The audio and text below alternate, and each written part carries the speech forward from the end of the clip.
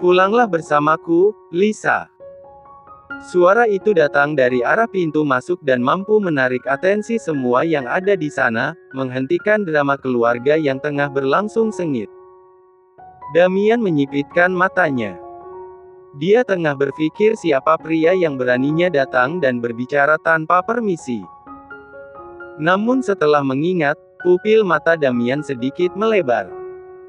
"Kamu datang jangan untuk memperkeruh keadaan, ya," ucap Eliana. Dia sedang berusaha mempertahankan Lisa di rumah ini, tapi pria itu justru datang dan mungkin mengacaukannya.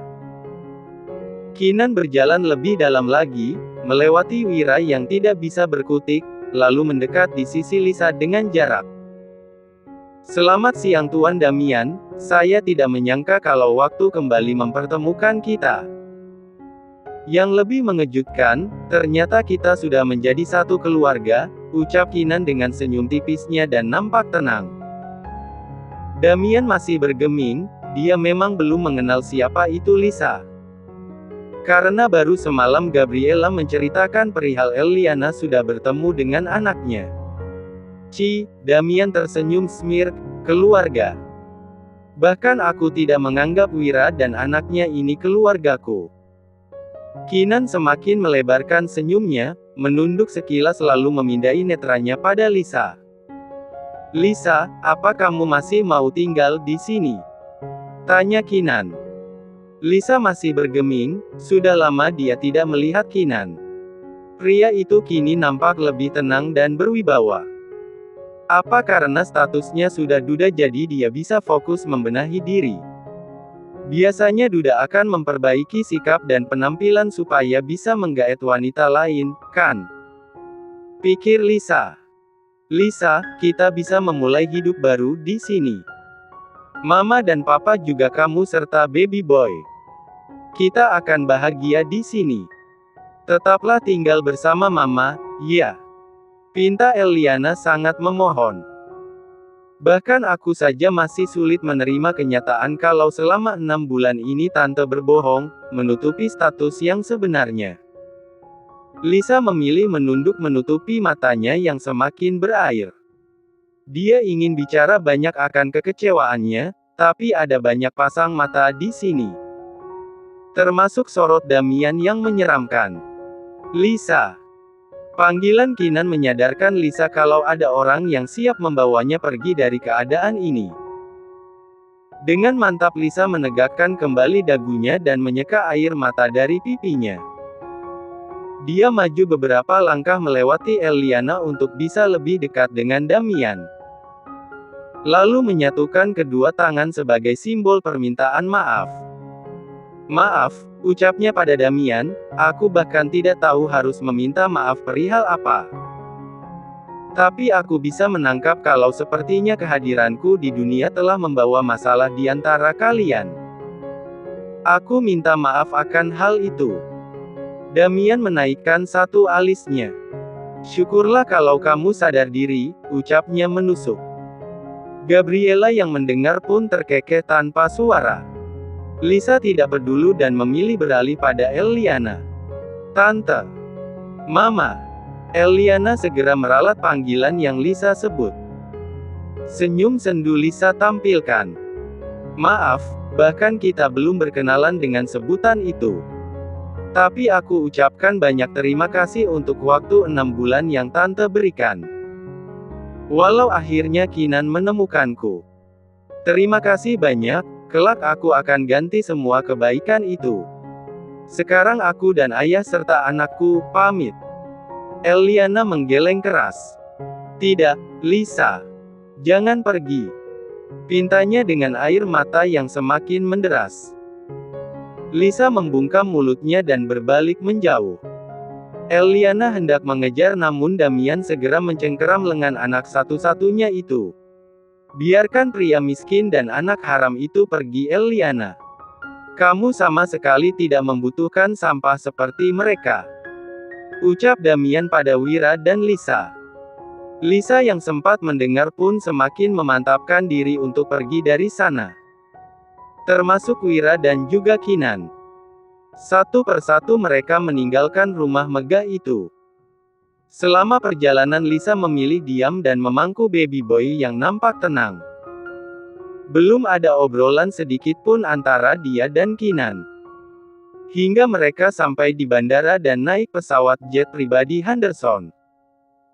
Lisa, kamu bisa menidurkan baby boy di kamar. Kinan memberi kode pada pramugari untuk membawa Lisa ke Karnar. Lisa pun mengikuti saja. Dia masih enggan berada satu ruangan dengan Kinan. Kinan, terima kasih datang tepat waktu, ucap Wira setelah Lisa masuk ke dalam kabin khusus. Kinan mengangguk lalu duduk di sofa kabin pesawat diikuti Wira. Maaf, ayah. Selama beberapa hari aku fokus menyelesaikan pekerjaan supaya bisa secepatnya kembali ke Italia dan menjemput Lisa. Aku banyak mengabaikan pesan masuk dari ayah. Tapi aku tetap membacanya. Aku sangat senang mendengar Lisa siuman dan sembuh secepat itu, ungkap Kinan dengan senyuman di akhir kalimat. Lisa pasti sangat membenciku, ya, ayah. Tanya Kinan setelah mereka terdiam beberapa saat. Wira menghela nafas lalu bersandar dengan kepala menoleh pada Kinan. Jangan lakukan kesalahan itu lagi, Kinan. Ayah tidak akan pernah memberi maaf untuk kedua kalinya, ancam Wira sungguh-sungguh. Kinan mengedip tenang penuh keyakinan. Aku janji tidak akan melakukannya lagi. Kali ini kamu yang harus berjuang untuk mendapatkan lagi hatinya supaya dia bisa mencintaimu seperti dulu. Lisa pasti bisa cepat kembali mencintaiku, ucap Kinan begitu percaya diri. Wira pun terkekeh ringan melihat menantunya seyakin itu. Sepertinya kali ini sangat sulit. Dia begitu tertekan sekaligus efek benturan di kepalanya membuat dia akan sulit kembali mencintaimu, ungkap Wira mengakhiri tawanya. Efek benturan. Pasca kecelakaan. Ada apa? Wira menegakkan kembali posisinya lalu lebih dulu menuang air ke dalam gelas dari meja kecil di sampingnya lalu dia minum lebih dulu. Baru setelahnya kembali berbicara dengan Kinan. Memori otaknya yang menyimpan segala hal indah tentang dirimu kini sudah hilang. Yang tersisa hanyalah kenangan buruk yang pernah kamu berikan padanya. Jadi jangan terkejut kalau Lisa saat ini bukan lagi mencintaimu, tapi dia lebih dominan membencimu. Kinan begitu terkesiap mendengarnya, bahkan sampai dia memajukan duduknya supaya bisa mendengar dengan baik perkataan sang mertua.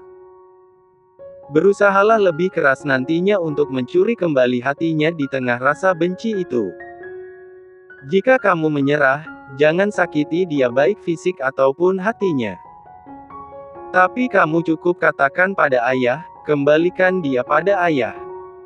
Seperti itulah permintaan seorang ayah. Dia tidak akan pernah rela anaknya disakiti. Lebih baik kembalikan. Saat seperti itu pintu kabin terbuka nampak Lisa berlari dari sana dan mendekat dengan wajah gugup. Kinan pun beranjak begitu juga Wira melihat sepertinya ada yang tidak beres. Ada apa, Lisa? Tanya Kinan meneliti wajah panik dan gugupnya Lisa. Lisa meremas-remas jemarinya lalu melihat Kinan dan Wira bergantian. Dia bingung harus mengatakannya atau tidak lebih dominan membenci. Kamu kenapa? Wira ikut bertanya, lalu di mana baby boy? Dia sedang tidur. Imbuhnya. Iya itu baby boy ayah bisa menolongku. Memang baby boy kenapa? Hati Kinan rasanya mau menculas mendengar baby boy disebut dalam kondisi panik Lisa. Baby boy kenapa? Desak Kinan. Alih-alih menjawab, Lisa justru berkata ketus pada Kinan. Aku tidak meminta tolong padamu. Aku minta tolong ayah. Astaga. Wira hanya bisa menggeleng-geleng, sudah, ayo. Dia pun lebih dulu berjalan menuju kabin. Begitupun Kinan bergerak mengikuti. Tapi Lisa langsung mencegahnya. Kamu tidak usah ikut. Kinan mengedikkan bahunya santai. Dia anakku. Dan ini pesawatku, sahutnya dan diakhiri senyum menawannya. Ish. Sudah keluar dari rahim, baru mau mengakui anak. Gerutu Lisa melihat Kinan lebih dulu masuk ke dalam kabin khusus. Wira sampai lebih dulu, menghampiri baby boy yang sedang menggerak-gerakkan kakinya di atas ranjang. Tidak ada yang aneh. Hanya saja ada bau menyengat khas bayi. Apa yang terjadi ayah?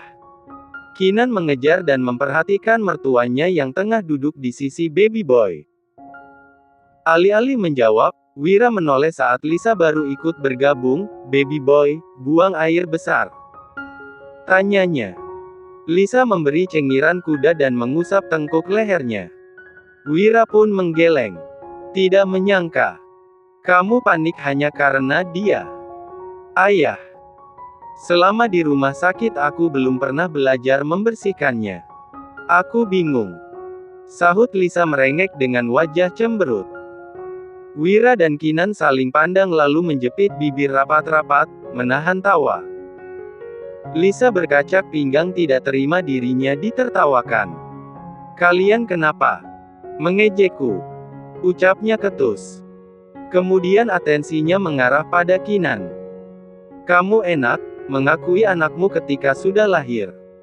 Tidak merasakan bagaimana menjadi wanita hamil dan melahirkan omelnya kemudian. Woho. Kinan tentu tidak mau kalah. Dia membuang sisa tawanya dan membalas atensi sang istri. Jangan salah, selama 9 bulan aku tidak bisa makan enak karena mengidam. Harus mual setiap ada bau masakan yang bukan masakanmu. Sedangkan kamu bisa makan sampai 4 mangkuk tidak masalah. Salahnya sendiri berperan menjadi calon papa yang durhaka terhadap anak di kandungan, sembur Lisa menekan kata tengahnya. Mana ada papa durhaka, protes Kinan setengah tertawa. Ada. Kamu. Tunjuk Lisa di depan wajah pria menyebalkan itu. Diek. Deek. Suara bayi yang menangis akhirnya melerai perseteruan kedua orang tua itu. Lihat, pertengkaran kalian hanya membuat baby boy takut. Wira mendengus kesal. Sudah, Lisa siapkan air hangat untuk membersihkan baby boy. Dan lihat cara ayah membersihkan, supaya kamu bisa melakukan semua sendiri. Lisa mengangguk menurut. Dia pun mempersiapkan apa saja yang ayahnya katakan. Wira tentu tidak lupa bagaimana cara merawat bayi. Dulu dia yang merawat Lisa saat bayi. Istrinya, Sonya, tidak mau susah payah mengurus anak dari selingkuhan suaminya, bukan? Jadi kini, dia begitu lihai membersihkan baby boy sampai mengganti baju dan sudah berpenampilan kembali rapi plus wangi. Selesai. Ucap Wira pada usapan terakhir minyak telon di leher baby boy. Dia pun mengangkat lalu mengecup puncak kepala sang baby. Harum sekali cucu opa. Sekarang tinggal bermain dengan papa, ya. Ucapnya seraya memberikan baby boy pada Kinan. Namun Lisa lebih dulu mengambil alih sebelum sang baby sampai di tangan Kinan. Dengan mama saja, ujar Lisa dengan senyum kemenangan. Lisa, dari tadi Kinan tidak kamu beri kesempatan menggendong, protes Wira melihat tangan Kinan yang menggantung tidak jadi menangkap baby boy. Baby boy tidak suka pada papanya, ucap Lisa melirik sinis pada Kinan. Pria itu pun hanya bisa menggaruk pelipisnya menerima apa saja yang ingin Lisa katakan. Tapi tidak untuk Wira. Dia kali ini berpihak pada sang menantu. Asal kamu tahu, selama kamu kritis tidak sadarkan diri, Kinanlah yang menenangkan baby boy saat tidak ada satupun yang bisa membuat dia berhenti menangis. Kinan ada di sana. Dia sudah di rumah sakit sebelum aku sadar. Pikir Lisa dalam hati. Namun dia pura-pura menunduk bermain dengan anak dalam gendongannya walau telinganya bisa mendengar dengan jelas. Dia juga yang menemanimu seharian di kamar. Sayangnya ada urusan genting yang mengharuskannya pergi sebelum kamu siuman, imbu Wira. Dia menemaniku. Jangan-jangan yang aku rasakan saat itu bukan mimpi, tapi kenyataan itu berhasil membuat Lisa resah. Namun dia tidak berani menunjukkan keresahannya dan terus menunduk mengecupi tubuh baby boy. Kalian bisa keluar. Aku ingin menyusui baby boy, pinta Lisa sembari berherak ke ranjang dan duduk bersandar dengan baby boy di pangkuan. Iya, ayah keluar. Kinan juga istirahat saja di kamar. Kamu pasti sangat lelah bolak-balik Indonesia-Italia dan kembali ke Indonesia tanpa istirahat sama sekali, ujar Wira diakhiri kerlingan mata baru setelahnya dia pergi dan menutup pintu sebelum Lisa kembali protes. Astaga, mertuaku sungguh pengertian. Aku cinta padamu, ayah. Pekik Kinan dalam hatinya. Dia melirik pada Lisa yang menatapnya kesal, menunjukkan ketidaksetujuannya ada dia di sana. Berusaha tidak peduli dengan tatapan tajam Lisa, Kinan bergerak ke sisi ranjang bagian lain dan mulai merangkak naik. Kenapa tidak jadi? Baby boy sudah mencari sumber mata air tuh, tunjuk Kinan pada bayi lucu yang wajahnya sedang bergerak-gerak mengusel di dada Lisa. Sementara Lisa belum sedikit pun membuka bagian itu. Kakakmu jangan lihat ke sini. Entah kenapa wajah Lisa merona membayangkan dia menyusui bayi di depan Kinan. Melihat itu Kinan pun tersenyum nakal. Kami malu. Bukankah aku sudah sering melihat semua yang ada di balik gaunmu? Bahkan aktivitas baby boy yang seperti itu juga masih menjadi aktivitas favoritku, ujarnya dan semakin membuat Lisa merona namun ditutupi dengan matanya yang membulat tajam. Kamu bukannya takut, Kinan malah menebar senyum menawan. Baru setelahnya dia merebahkan diri dengan posisi memunggungi. Aku tidak melihat, ucapnya kemudian. Keheningan seketika memeluk keduanya. Baby boy pun akhirnya mendapatkan apa yang dia inginkan sedari tadi. Sekarang sumber air sudah dekat. Terima kasih sudah datang, ucap Lisa tiba-tiba. Kinan hanya mendehem dalam posisi mata terpejam. Dia benar lelah dan mengantuk. Setelah ini, keluar dari pesawat ini. Kita sudah bukan siapa-siapa. Aku akan kembali ke apartemen. Ucapan Lisa berhasil membuat mata Kinan terbuka dan berbalik menopang tubuhnya dengan satu tangan menghadap Lisa. Hel jangan mengintip Lisa langsung menutup bagian yang sedang dinikmati baby boy. Tapi Kinan tidak menghiraukan. Dia tidak rela Lisa tinggal terpisah dengannya. Kenapa apartemen? Kita masih punya rumah bersama. Itu alasan aku menjemputmu, ungkap Kinan. Kita sudah bercerai, Ken. Aku juga sudah tidak mau terlalu dekat denganmu. Kalau aku mengatakan kita belum bercerai bagaimana? Lisa memberikan senyum miring pada Kinan. Lelucon apa lagi yang sedang kamu mainkan? Kinan terdiam, tanpa ekspresi. Membuat Lisa kembali menunduk memandang bayi yang masih suci itu mulai terlelap. Apa kamu lebih bahagia kalau kita benar-benar bercerai? Tanya Kinan kemudian dengan wajah sendunya.